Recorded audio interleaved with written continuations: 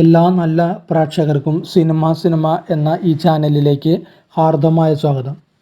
പഴയ ഒരു സിനിമയുടെ ഓർമ്മകൾ പുതുക്കുകയാണ് ഈ വീഡിയോയിലൂടെ നമ്മൾ ചെയ്യാൻ പോകുന്നത്. അതായത് 2020 പുറത്തിറങ്ങിയ അയ്യപ്പനും കോശിയും എന്ന സിനിമയെക്കുറിച്ചാണ് നമ്മൾ ഇന്നത്തെ വീഡിയോയിൽ സംസാരിക്കുന്നത്. സച്ചി രചനയും സംവിധാനവും ചെയ്ത ഒരു സിനിമയാണ് അയ്യപ്പനും കോശിയും. ചില സിനിമകൾ നമ്മുടെ മനസ്സിൽ നിന്ന് പോകില്ല.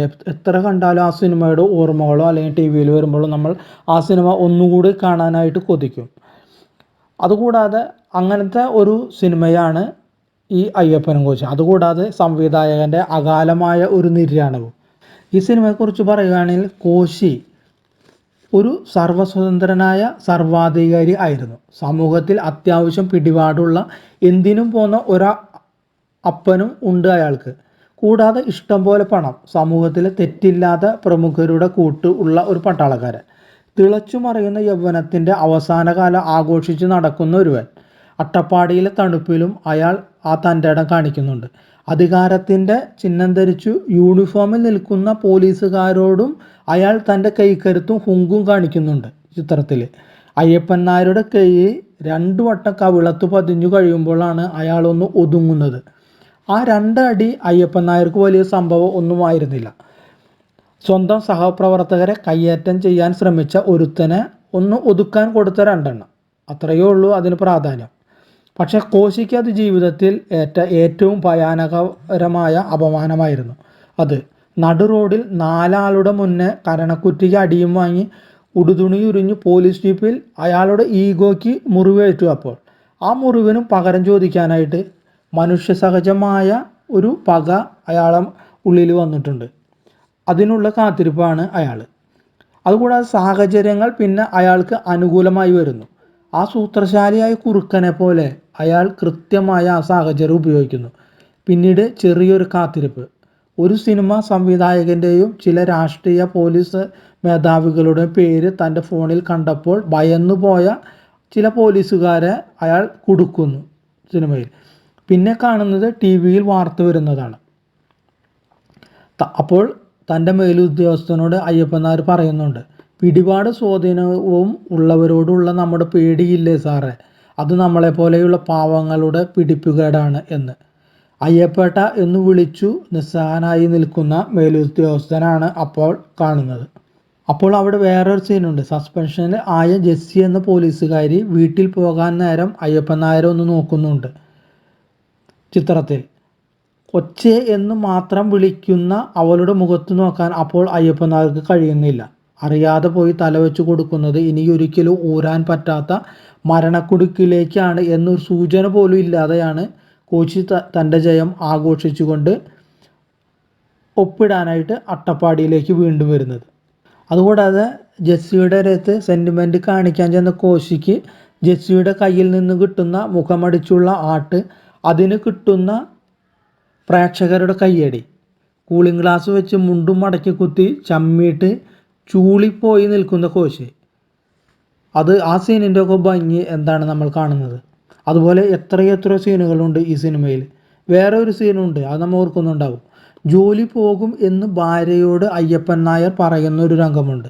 അതിൻ്റെ ഒടുവിൽ ഉള്ള ഫ്രെയിമിൽ ഇങ്ങനെയാണ് കാണിക്കുക. ഒരു ബെഞ്ചിൻ്റെ അറ്റത്ത് ഇരിക്കുന്ന അയ്യപ്പൻ നായർ, അതിൻ്റെ മറ്റേ അറ്റത്ത് അതിൻ്റെ മരച്ചില്ലയിൽ ഒരു കുഞ്ഞിൻ്റെ തൊട്ടിൽ. അപ്പോൾ കുഞ്ഞുറക്കെ കരയുന്നുണ്ട്. അയ്യപ്പൻ നായർ അത് ശ്രദ്ധിക്കാതെ, കുഞ്ഞിൻ്റെ കരച്ചിൽ ശ്രദ്ധിക്കാതെ, അതായത് സ്വന്തം കുഞ്ഞിൻ്റെ കരച്ചിൽ ശ്രദ്ധിക്കാതെ മറുഭാഗത്തേക്ക് നോക്കിയിരിക്കുന്നു.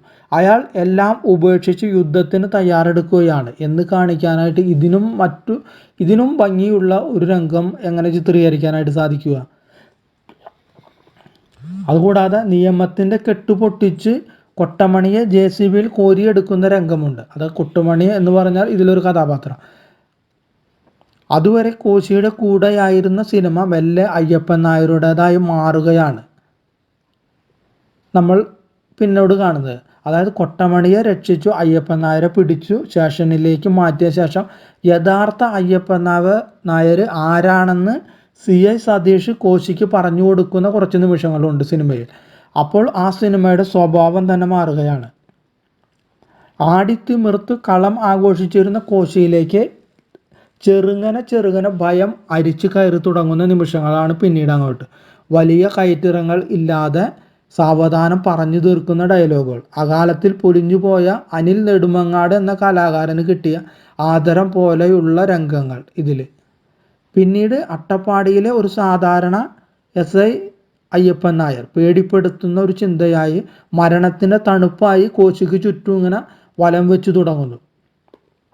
പിന്നീട് ഓരോ നിമിഷത്തിലും ഓരോ രംഗത്തിലും നിറയുന്ന ചടുലത, ആകാംക്ഷ, അത് പ്രേക്ഷകന് നൽകുന്ന ഒരു കിക്ക്. ഓരോ സീനിലും പറഞ്ഞു വയ്ക്കുന്ന ഓരോ വൈകാരികത നിറഞ്ഞ അനുഭവങ്ങൾ. കോശിക്ക് കാവലിന് വന്ന ഗുണ്ടകളെ ലോഡ്ജിൽ കയറി തല്ലുന്നത്. അപ്പോൾ പേടിച്ചു തുടങ്ങിയ കോശിയും ഡ്രൈവറും തമ്മിലുള്ള സംഭാഷണം. പിന്നെ വക്കീലായിട്ടുള്ള വേറൊരു സംഭാഷണം കൂടെ. മനസാക്ഷി ആണ് കോശി പ്രശ്നം എന്ന് പറഞ്ഞ് പിൻവാങ്ങിപ്പോകുന്ന വക്കീൽ. അതുകൂടാതെ കോശിയെ തേടി കട്ടപ്പനയിലെ തറവാട്ടിൽ അയ്യപ്പൻ നായർ എത്തുന്ന രംഗം. അപ്പോൾ അയ്യപ്പൻ നായർ പറയുന്നുണ്ട്, ഇത് ഞാൻ അവൻ്റെ കയ്യിൽ കൊടുത്തയക്കാം, അല്ലെങ്കിൽ അവനെ കൊണ്ടുവരുന്ന പെട്ടിയിൽ തപ്പിയാൽ മതി. വീട്ടിൽ കയറി ശത്രുവിൻ്റെ അപ്പൻ്റെ മുഖത്ത് നോക്കി അവൻ്റെ ഭാര്യയുടെ മുന്നിൽ വെച്ച് പറയുന്ന ഡയലോഗിൻ്റെ തീവ്രതയാണിത്. അതുകൂടാതെ അവിടെ കാണുന്ന കോശിയുടെ ഭാര്യയുടെ പേടി. ഇതിനെല്ലാം കഴിഞ്ഞിട്ട് ഒടുവിൽ സംഘർഷമെല്ലാം കഴിഞ്ഞു തണുത്ത് സമാധാനപരമായ യുദ്ധം അവസാനിച്ച് പുറത്തിറങ്ങി കഴിയുമ്പോൾ നമ്മൾ പ്രേക്ഷകർക്കും കുറച്ച് ആശ്വാസമാകും. കാരണം അയ്യപ്പൻ നായരുടെ നീരാളിപ്പിടുത്തത്തിൽ നിന്നും കോശി രക്ഷപ്പെട്ടല്ലോ എന്ന് ഓർത്തിട്ട്. അപ്പോൾ അത് രക്ഷപ്പെടണമേ എന്നായിരുന്നു നമ്മളുടെ എല്ലാവരുടെയും ചിന്ത തന്നെ. ഈ സിനിമയിൽ കോശിക്കും അയ്യപ്പൻ നായർക്കും ഒപ്പം ആദ്യ സീൻ മുതൽ നമ്മളും അട്ടപ്പാടിയിലുണ്ട്. പിന്നീട് അട്ടപ്പാടിയുടെ തണുപ്പിൽ, അതിൻ്റെ നിഗൂഢതയിൽ നമ്മളും കോശിയും അയ്യപ്പനും ഒപ്പമായിരുന്നു. അവിടെ നിന്ന് നമ്മൾ മാറുന്നതേ ഇല്ല. അതാണ് ഒരു എഴുത്തിൻ്റെ അല്ലെങ്കിൽ എഴുത്തുകാരൻ്റെ മാന്ത്രികത എന്ന് പറയുന്നത്. ഇതിൽ നമ്മൾ നോക്കിക്കഴിഞ്ഞാൽ അയ്യപ്പൻ നായരാവാൻ ബിജു മേനോന് ഒരു പക്ഷേ ഈസി ആയിരുന്നിരിക്കാം. ഇപ്പോൾ പുതിയ തലവൻ എന്ന സിനിമയിൽ ബിജു മേനോൻ പോലീസായി സൂപ്പറായിട്ടില്ല. അതുപോലെ ബിജു മേനോന് ഇത് ഈസി ആയിരിക്കും. എന്നാൽ പൃഥ്വിരാജിന് താൻ ഇതുവരെ ചെയ്ത നായക കഥാപാത്രങ്ങളിൽ നിന്നും ഇറങ്ങി വന്നു. കഥയിൽ അത്രയൊന്നും പ്രാധാന്യമില്ലാത്ത രണ്ട് സ്ത്രീകളുടെ ആട്ടുകൊണ്ട് ചമ്മി നിൽക്കുന്നു. അതുകൂടാതെ നാട്ടുകാരെ മുഴുവൻ വെറുപ്പിക്കുന്നവൻ, അതുകൂടാതെ കൂടെ നിന്നവർ പോലും കുറ്റപ്പെടുത്തുന്നവൻ, അതുകൂടാതെ പ്രാണൻ ഏത് നിമിഷവും പോകും എന്ന ഭയത്തിൽ കഴിയുന്ന ഒരു നിസ്സഹായാവസ്ഥ ഉള്ള ഒരു കഥാപാത്രം.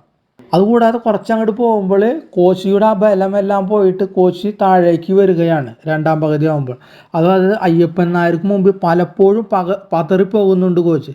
അതൊക്കെ എത്ര മനോഹരമായാണ് പൃഥ്വിരാജ് പകർന്നാടിയത്. ഒരല്പം അശ്രദ്ധനായാൽ അയ്യപ്പൻ നായരുടെ നിഴൽ പോലും ആവാനാവില്ല എന്നറിഞ്ഞിട്ടും പൃഥ്വിരാജ് ഇതിനിറങ്ങി തിരിച്ചത് ഈ സംവിധാനം സച്ചി എന്ന് പറയുന്ന സംവിധായകൻ ഈ എഴുത്തുകാരനെയും ഈ സച്ചി എന്ന് പറയുന്ന ഡയറക്ടറെയും അത്രയും വിശ്വാസമുള്ളത് കൊണ്ടാവണം.